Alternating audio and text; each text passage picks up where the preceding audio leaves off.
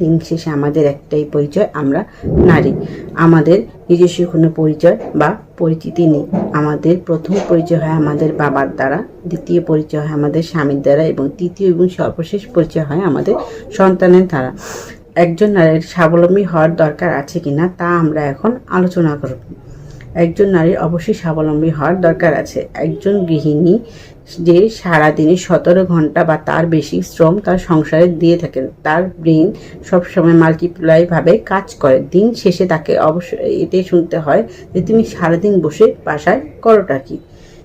এরপরে আসা যাক, সে তার ছোট ছোট শখ এবং তার সন্তানের ছোট ছোট আবদার সে পূরণ করতে পারে না একমাত্র স্বাবলম্বীর জন্য, কারণ তার কাছে সেই পরিমাণ টাকা বা তার সংসারের পিছনে সেই পরিমাণ টাকা খরচ করার জন্য তাকে দেওয়া হয় না যেই পরিমাণ টাকা সে তার শখ এবং তার সন্তানের জন্য পূরণ করবে। একজন নারী যদি স্বাবলম্বী হয়ে থাকে বা স্বাবলম্বী হয়, অবশ্যই সে তার ছোট ছোট শখ এবং তার সন্তানের ছোট ছোট চাহিদাগুলো পূরণ করতে পারবে।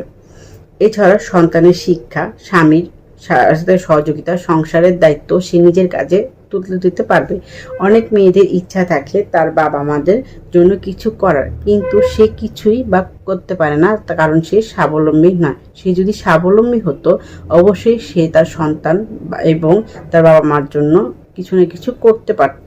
একটা মেয়ে শিক্ষিত হয়ে অনেক কিছু করতে পারে না, কারণ সে স্বাবলম্বী নয়। তাকে সারাদিন ঘরে বসে থাকতে হয় এবং ঘরে গৃহস্থলী কাজ করতে হয়।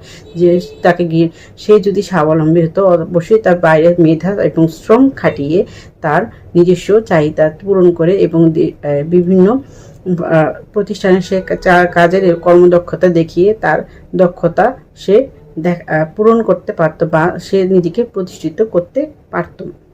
এছাড়াও আছে আমাদের শেষ বয়সে বা মেয়েদের শেষ বয়সে অনেক সময় দেখা যায় সন্তানরা তাদেরকে বৃদ্ধাশ্রমে দিয়ে আসে। আমরা যদি স্বাবলম্বী হই, আমাদের সন্তানরা আমাদেরকে বৃদ্ধাশ্রমে দিতে পারবে না। আমাদের নিজস্ব একটা পরিচয় থাকবে এবং নিজস্ব একটা ঘর আমরা নিজেদের জন্য তৈরি করতে পারবো, যেই ঘরে মালিক আমরা নিজেরাই হব এবং আমাদের নিজেদেরই সেই ঘরে অধিকার থাকবে। আমাদের সন্তানরা আমাদেরকে সেই পরিবেশ বা পরিস্থিতিতে নিয়ে যেতে পারবে না যেখানে আমাদের বৃদ্ধাশ্রমে থাকার প্রয়োজন হবে।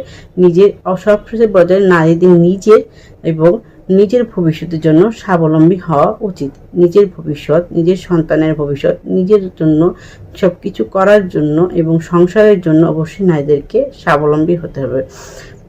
সবাইকে ধন্যবাদ এতক্ষণ আমার কথা শোনার জন্য।